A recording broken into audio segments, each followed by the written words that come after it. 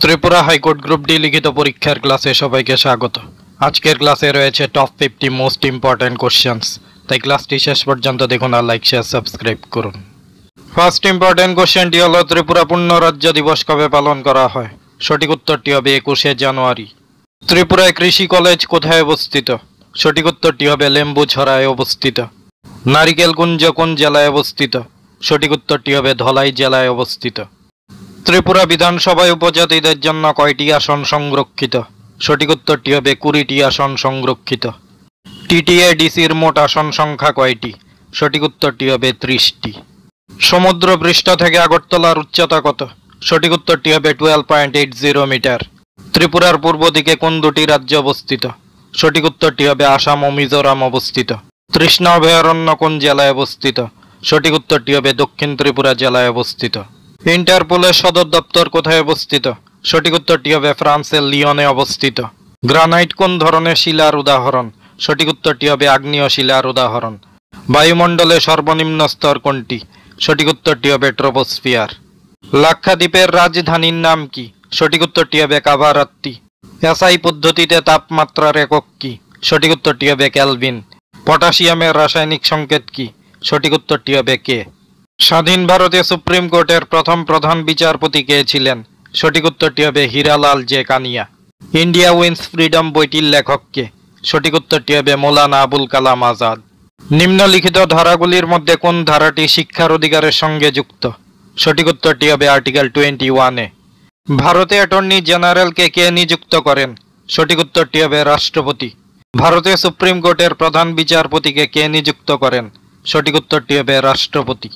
কত সালে জাতীয় মানবাধিকার কমিশন গঠিত হয়েছিল? সঠিক উত্তরটি হবে 1993 সালে। ভারতে জিএসটি কবে চালু হয়? সঠিক উত্তরটি হবে 2017 সালে।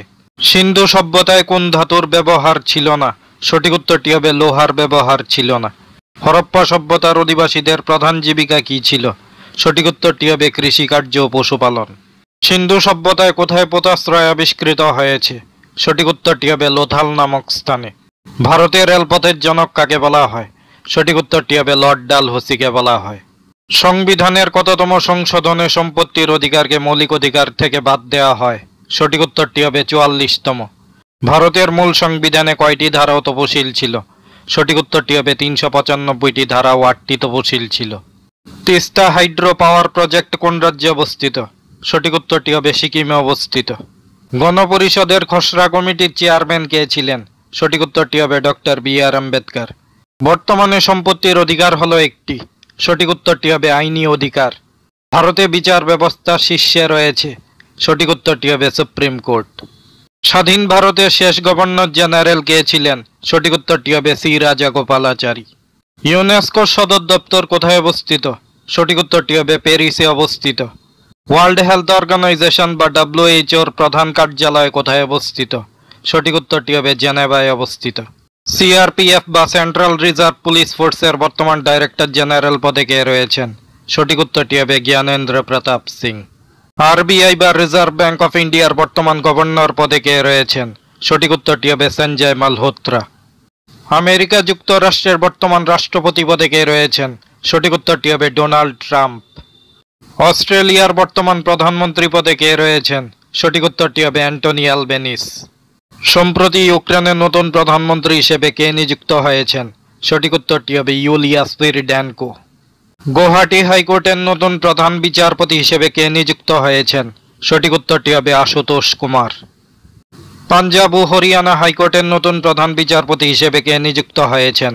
সঠিক উত্তরটি হবে শিল নেগু। মণিপুর হাইকোর্টের নতুন প্রধান বিচারপতি হিসেবে কে নিযুক্ত হয়েছেন?